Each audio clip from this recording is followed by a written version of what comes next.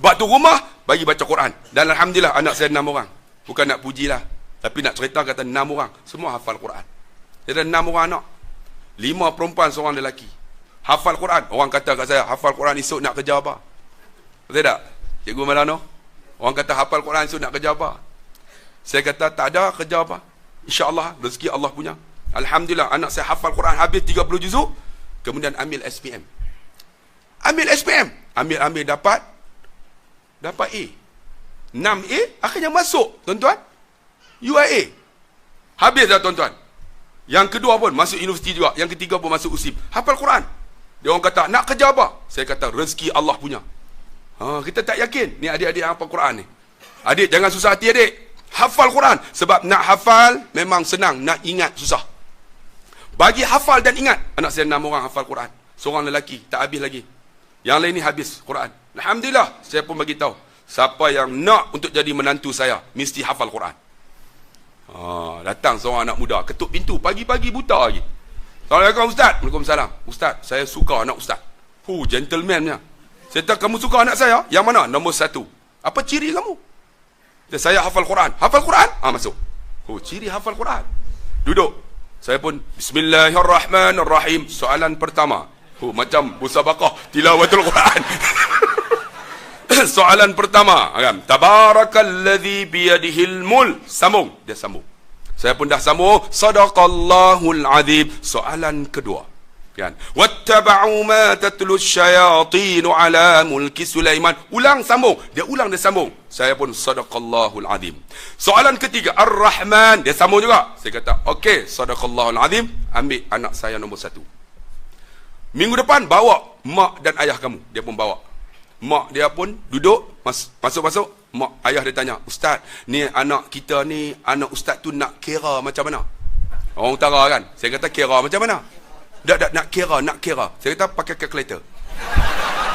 Tak, Ustaz, nak kira. Belanja. Saya kata, tak ada belanja. Mas kahwin sudah.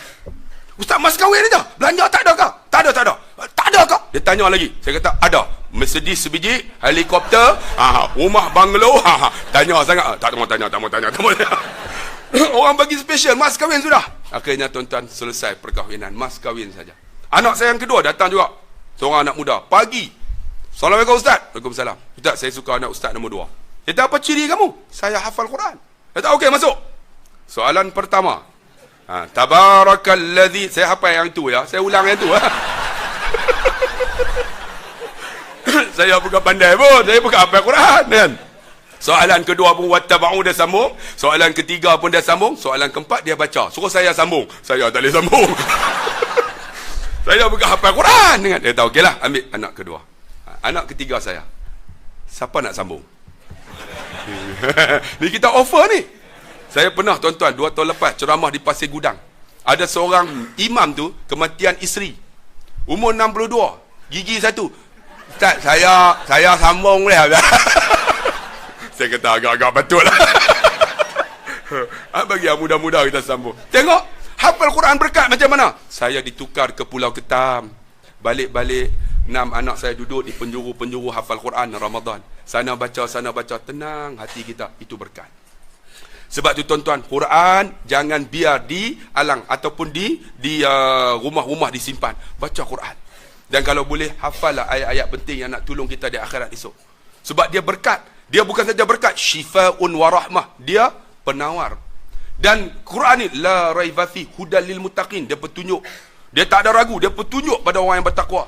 Saya cerita dalam YouTube kan. Tuan-tuan pernah dengar tak kisah Cikgu Yap? Cikgu Yap ni, saya dulu guru sains. I'm a teacher. Saya guru fizik. Saya bukan ustaz. Macam mana jadi ustaz? Nanti saya cerita. Boleh ya? Boleh? Saya nak ceramah sampai pukul 12, boleh? Tuan-tuan boleh tunggu ya? Tuan-tuan boleh tunggu, tuan-tuan tunggu. Saya nak balik. Agak-agak betul lah tuan-tuan. Kan? 1 jam setengah dah boleh tak? Jadi Alhamdulillah, saya guru fizik. Sebenarnya saya boleh memahami Al-Quran ni ketika usia saya 26 tahun. Sekarang 50.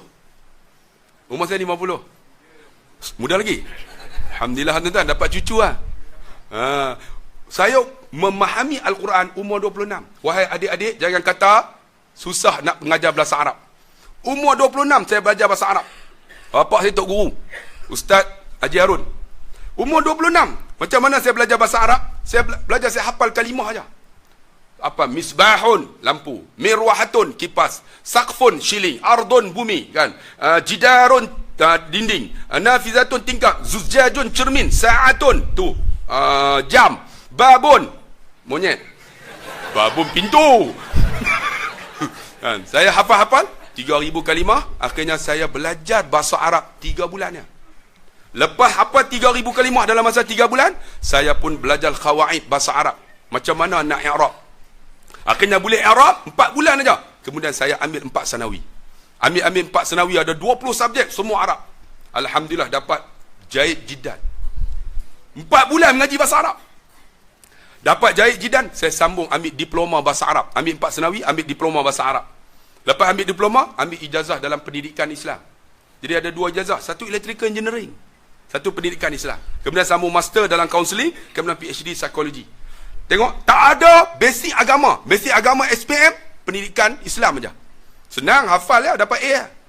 Tapi Alhamdulillah, akhirnya bila dah boleh bahasa Arab, boleh kuasai, saya minta tauliah. Akhirnya saya dapat mengajar. Malam jadi ustaz, siang guru fizik.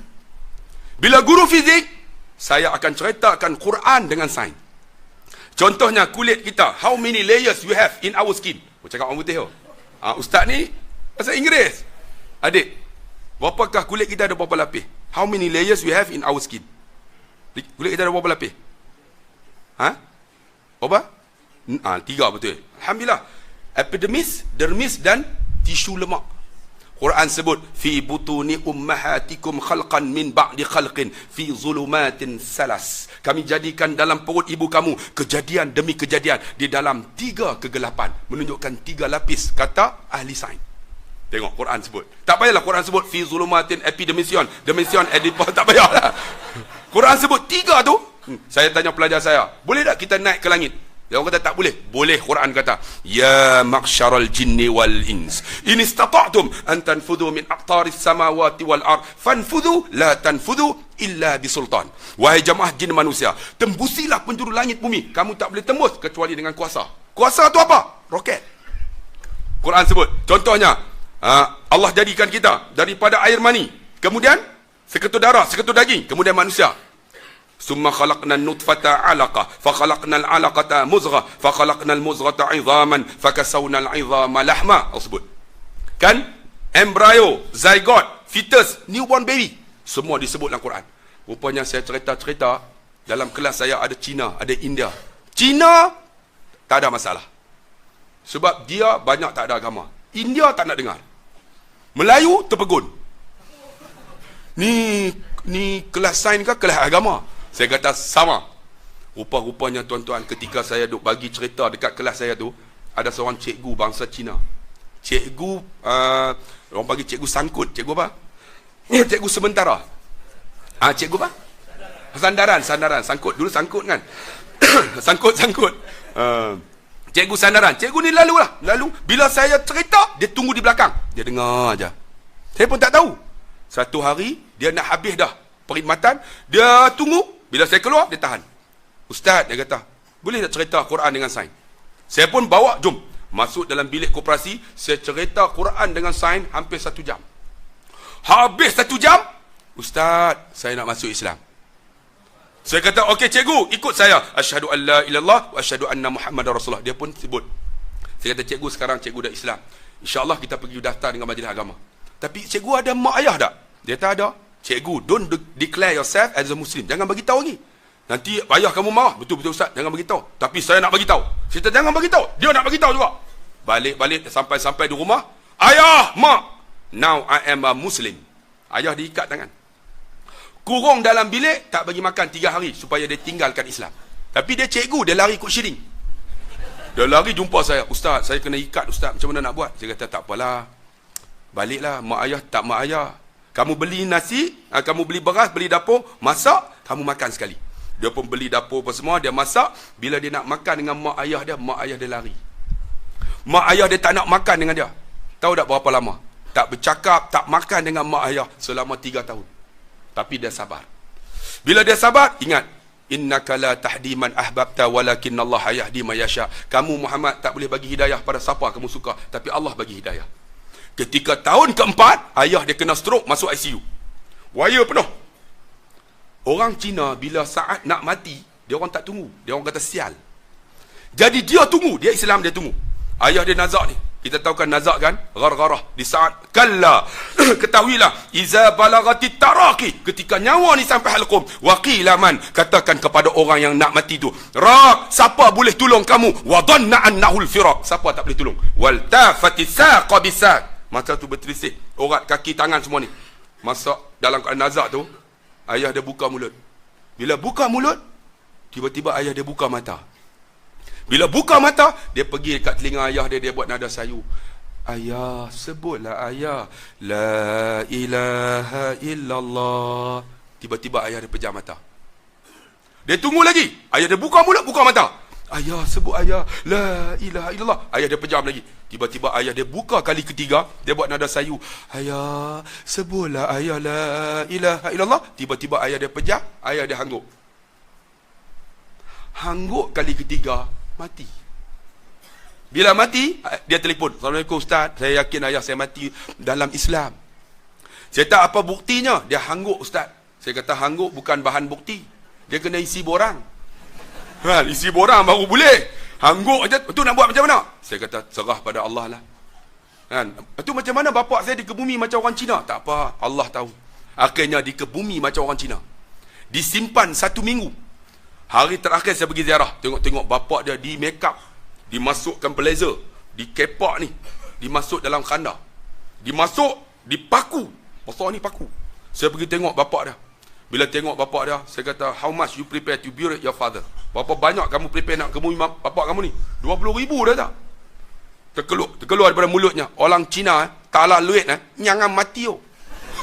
20,000. Orang Melayu, mati tak ada duit pun kita ke bumi lah. Tambah-tambah mati di sini. Makcik jangan susah hati. Kami dah sedia dah. Free-free tuan-tuan. Ni 20,000. Akhirnya masa nak ke bumi, dia angkat keranda tu, anak-anak kena lalu di bawah nak buang sial. Dia pakai ni, lambang tu putih hitam. Ustaz, macam mana saya kena pakai ni? Saya terpakailah, tak apa. Ni saya ni terkeluar ada akidah. Tak apa, jaga akidah kamu. Nak pakai tak ada masalah. Ni nak lalu di bawah macam mana? Kalau tak lalu, dia orang kata saya, lalu. Akhirnya dia lalu di bawah nak buang sial. Habis di kebumi dia balik-balik letih tuan-tuan. Seminggu tak tidur dengan mak adik dia. Tidur tu letih. Tiba-tiba ketika tidur, mak dia yang tak cukup tidur bermimpi.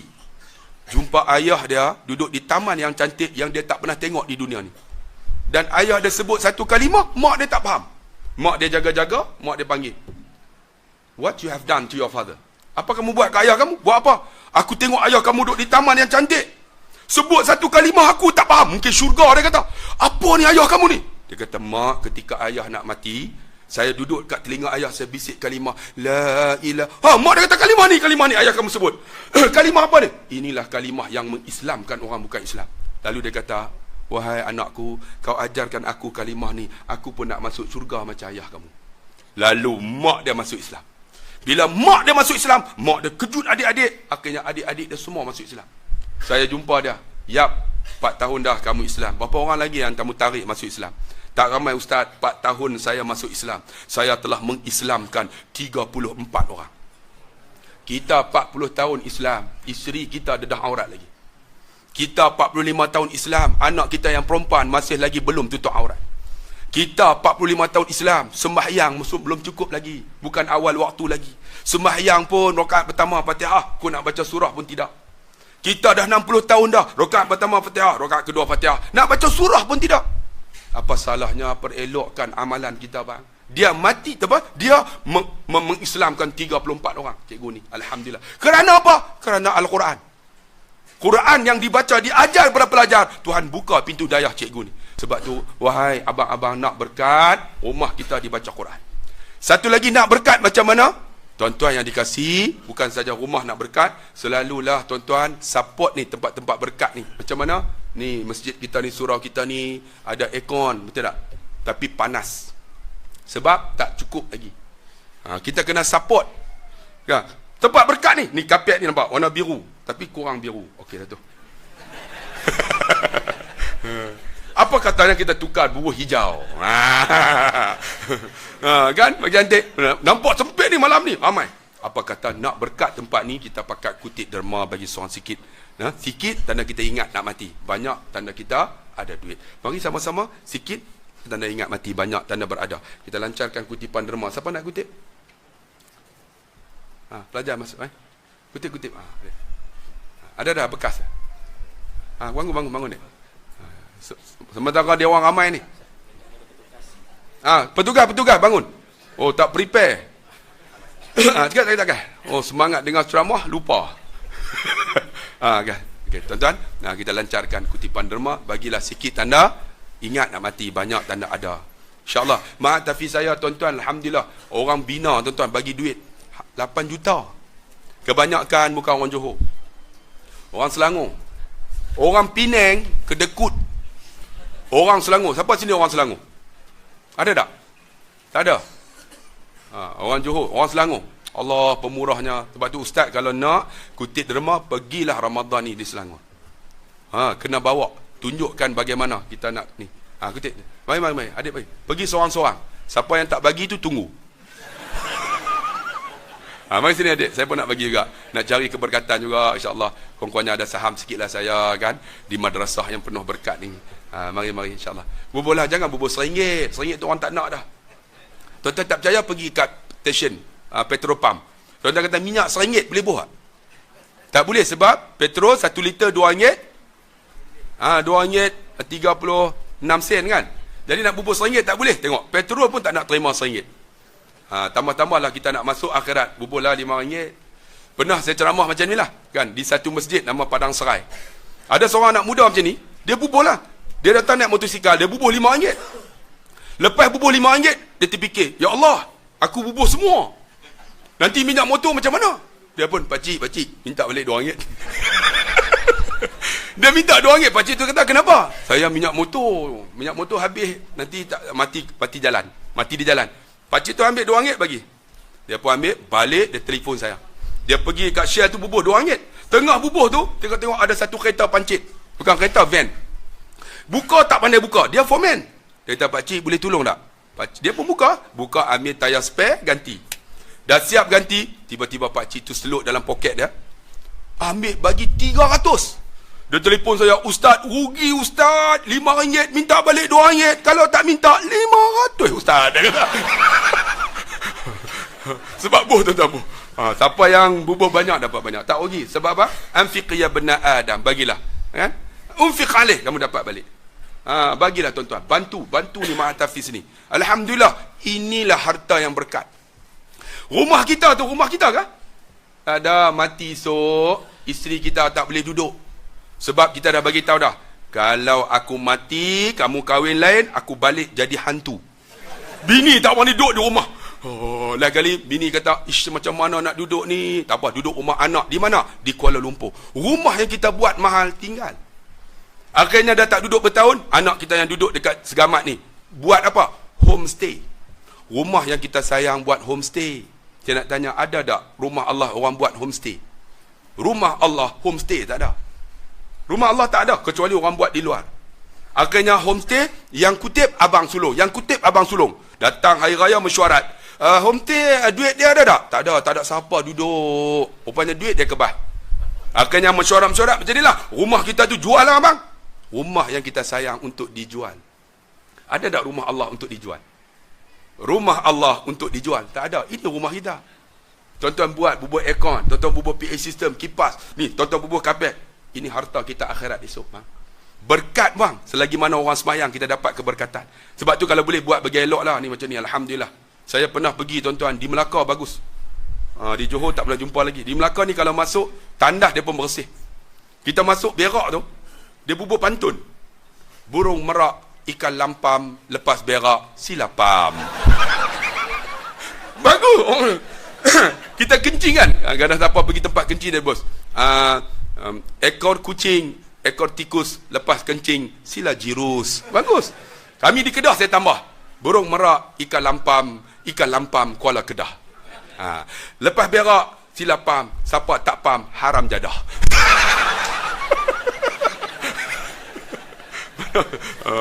Mana yang kutip derma tadi? Wah, balik rumah apa? Jadi kita buat tempat elok. Ni bukan saja tempat semayang, tempat tandas pun elok juga. Kena bagi elok. Kalaulah kita mampu ada duit-duit yang tak boleh nak digunakan. Contohnya duit apa? Duit riba kan? Duit interest kan? Bagi kat ustaz. Ustaz ni duit ni tak tahu nak buat apa lah. Kita buat jalan.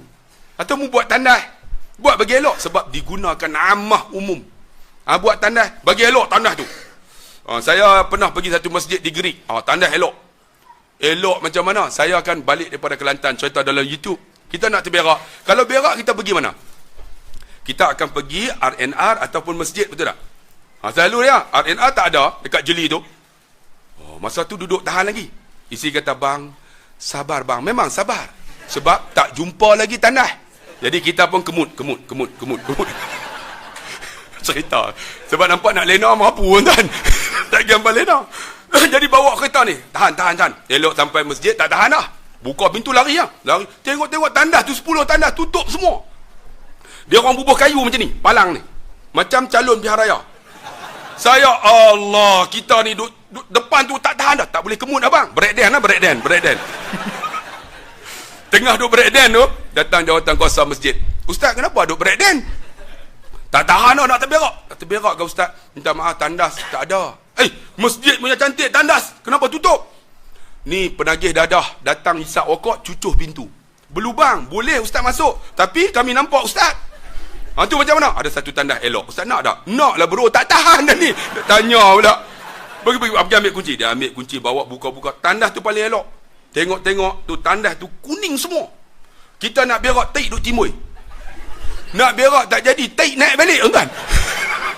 Sebab tu kita ni kan bagi duit yang mana hak yang tak boleh pakai tu buat tandas. Buat bagi elok. Macam tandas Masjid As-Salam. Nombor 1 masjid di Malaysia. Tuan-tuan masuk.